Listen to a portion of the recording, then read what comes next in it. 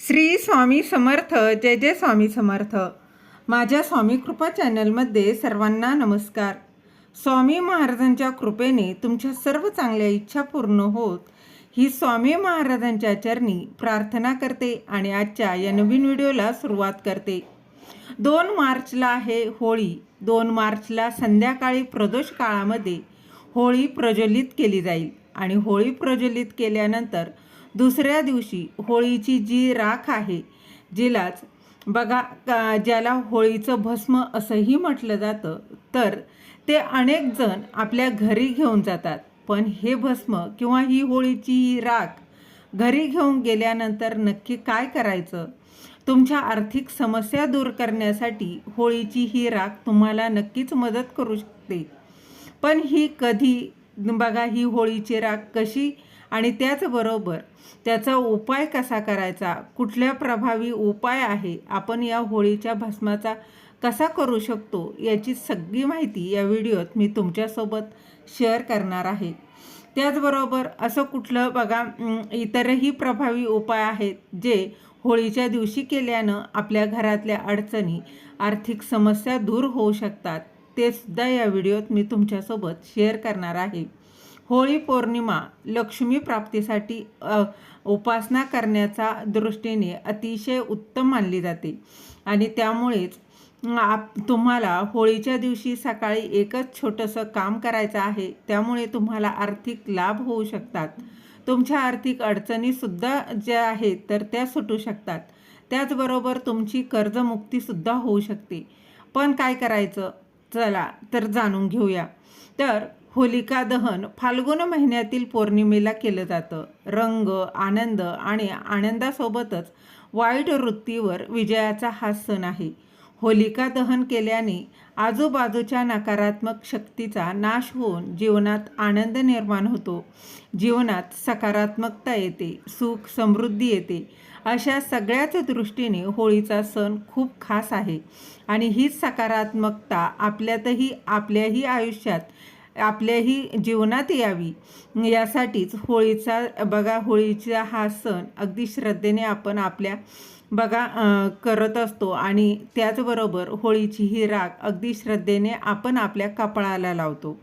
तर बघा होळीच्या या राखेचे जे उपाय केल्यामुळे तुम्ही तुमच्या जीवनातील अनेक समस्यांना सोडवू शकता.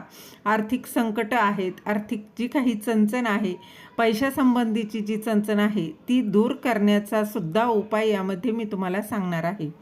तर आर्थिक संकट दूर करण्यासाठी होलिकेचं भस्म बघा म्हणजेच ही होलिकेची राख जी आहे ती लाल स्वच्छ कपडा घ्यायचा आहे आणि या लाल स्वच्छ कपड्यात बांधून ती राख जी आहे ती तुम्हाला तिजोरीमध्ये ठेवा.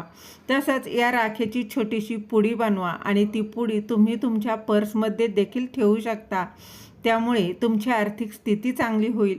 आता बघा त्या मुख्य उपायाकडे जो तुम्हाला होळीच्या दिवशी सकाळी करायचा आहे. तर होळीच्या दिवशी सकाळी तुम्हाला काय करायचं आहे, होळी म्हणजे पौर्णिमेला सकाळी बघा तुम्हाला 10 वाजता पिंपळाच्या वृक्षावर देवी लक्ष्मीचं आगमन होतं. म्हणून ज्या व्यक्तीला बघा आर्थिक चणचण आहे, आर्थिक काही अडचणी असतील, तर त्या व्यक्तीने पिंपळाच्या वृक्षाखाली जावं, तिथे पिंपळाला पाणी घालावं आणि तिथे बसून कुठल्याही लक्ष्मी मंत्राचा जप करावा किंवा एखाद्या लक्ष्मी स्तोत्राचं पठण करावं. मग ते श्रीसूक्त असेल किंवा महालक्ष्मी अष्टकम असेल अगदी, किंवा बघा एखाद्या लक्ष्मीचा मंत्र असेल तो तुम्ही बघा जो कुठला येत असेल त्या मंत्राचा जप तुम्हाला त्या पिंपळाच्या झाडाखाली बसून करायचा आहे. त्यामुळे तुमच्या आर्थिक समस्या दूर होतील. तर हा उपाय बघा अगदी साधा सोपा आहे आणि याच्यासाठी कुठलाही तुम्हाला खर्चसुद्धा येणार नाही आहे. फक्त काय करायचं आहे तर सकाळी 10च्या दरम्यान तुम्हाला पिंपळाच्या झाडाजवळ जायचं आहे. पिंपळाच्या झाडाला नमस्कार करायचा आणि तिथे बसून तुम्हाला एखाद्या लक्ष्मी मंत्राचा जप करायचा आहे. यामुळे माता लक्ष्मीची कृपा आपल्यावर होते. आणि त्याचबरोबर होळीच्या दिवशी तुम्ही आणखीही काही उपाय करू शकता ज्याचा फायदा तुम्हाला मिळेल. त्यापैकीच एक उपाय म्हणजे घरात सुखशांती आणण्यासाठी होळीचं जे भस्म आहे, होळीची जी राख आहे ती एका त्या डबीत ठेवा आणि एखादा शुभ मुहूर्तावर घराच्या प्रत्येक कोपऱ्यात हे भस्म टाका. त्यामुळे घरातील भांडणं मिटतात आणि घरात सुखशांती येते. घराचं वाईट शक्तीपासून रक्षण करण्यासाठी सुद्धा तुम्ही होळीच्या या भस्माचा उपयोग करू शकता.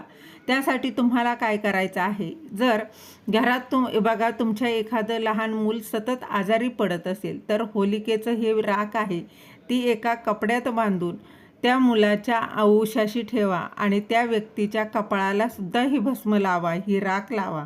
त्यामुळे सुद्धा तुम्हाला फरक दिसून येईल. होळीच्या दिवशी तुमच्या घराबाहेर तुम्ही रांगोळी नक्की काढा आणि त्या रांगोळीमध्ये वेगवेगळ्या प्रकारचे रंगही भरा. रांगोळी काढण्यासाठी बघा पिवळा, गुलाबी, हिरवा, लाल असे रंग वापरा. हे रंग लक्ष्मी मातेचे आवडते रंग आहेत. त्या रंगाकडे आणि तुमच्या भक्तिभावाकडे आकर्षित होऊन लक्ष्मी मातेची कृपा तुमच्यावर निश्चितच होईल आणि तुमचं संपूर्ण कुटुंब देखील आनंदात राहील. घरातला काही वास्तुदोष दूर करायचा असेल तर घरातली सकारात्मक ऊर्जा वाढवायची असेल तर होळीच्या दिवशी तुम्हाला काय करायचं आहे, घरात किंवा घराबाहेर हिरवीगार झाडं किंवा एखादं रोप लावायचं. त्यामुळे घरातील वास्तुदोषही दूर होतो.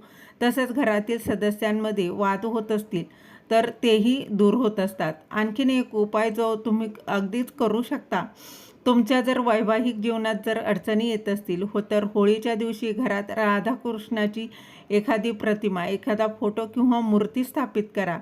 ही प्रतिमा बेडरूममध्ये लावा. पती पत्नीमधील संबंध सुधारतील. त्याचबरोबर पती पत्नींमध्ये प्रेमसुद्धा वाढेल. तर होळीच्या दिवशी गणेशाची पूजाही केली जाते. तर पौर्णिमेच्या निमित्तानं तुम्ही बघा पुरणपोळी, शिरा किंवा कोणताही गोड पदार्थ करणार असाल तर गणपती बाप्पांना सुद्धा त्याचा नैवेद्य नक्की दाखवा, जेणेकरून गणपती बाप्पांची कृपासुद्धा तुमच्यावर कायम राहील. होळीच्या दिवशी करायचा बघा आणखी एक साधा सोपा उपाय म्हणजे घर किंवा ऑफिसमध्ये उगवत्या सूर्याचं चित्र लावायचं आहे. बघा हे छायाचित्राचा सकारात्मक परिणाम होऊन नोकरी व्यवसायात बढती मिळते. होळीच्या दिवशी होलिका दहन होत असतं आणि त्यात एक नारळ नक्की अर्पण करा. नारळ बघा पाण्याचा नारळ जो आहे तो तुम्हाला अर्पण करायचा आहे. त्याचबरोबर तो कोणी दिलेला नसावा, स्वतःच्या पैशाचा हा नारळ असायला हवा. हा नारळ तुम्हाला अर्पण करायचा आहे. त्यामुळे तुमचं दुःख जे आहे ते सगळं काही नष्ट होऊन जाईल आणि बघा या उत्सवाचा रंग तुमच्याही आयुष्यात नक्कीच भरतील. त्याचबरोबर बघा आणखीन एक उपाय म्हणजे होलिका दहन झाल्यानंतर होळीची जी राख आहे तर ती थंड झाल्यावर ती थोडीशी घरी आणायची, लाल कपड्यामध्ये बांधायची आणि जिथे कुठे तुम्ही पैसे ठेवता किंवा जिथे तुमची तिजोरी आहे तिथे ठेवायची आहे. त्यामुळे घरातला अनावश्यक खर्च कमी होतो. नकळत काही पैसे जर खर्च होत असतील तर ते देखील कमी होतात. कुठे नकळत पैसे कुठे जातो तर तो पैसा देखील स्थिर टिकून राहतो. बघा ज्यांची तक्रार असते की त्यांचं काही केल्या पैसा घरात राहत नाही, स्थिर राहत नाही, तर त्यांनी हा उपाय तर आवर्जून करा. तर बघा होळीच्या 8 दिवस आधी होलाष्टक सुरू होतं आणि होलाष्टकामध्ये कोणतंही शुभ कार्य करणं जे आहे ते वर्ज्य मानलं जातं. तर त्याचीसुद्धा आवर्जून काळजी घ्यायचीच आहे. तर होलाष्टक पाळायचं कारण म्हणजे बघा होलिका भक्त प्रल्हादाला घेऊन 8 दिवस अग्नीमध्ये बसली होती, पण शेवटी होलिकेचं दहन झालं आणि भक्त प्रल्हाद वाचला आणि म्हणूनच हे 8 दिवस जे आहेत ते कोणतंही शुभकार्य केलं जात नाही. तर बघा हे साधे सोपे उपाय आहे, नक्की करून बघा. तुम्हाला बघा त्याचा नक्कीच फायदा होईल. अनेक जणांनी हा उपाय केलेले असतील तर त्याचा देखील त्यांना बघा चांगला अनुभव आलेला असेल. तर तुम्ही देखील असा उपाय केला असेल तर नक्की कमेंटमध्ये सांगा. श्री स्वामी समर्थ.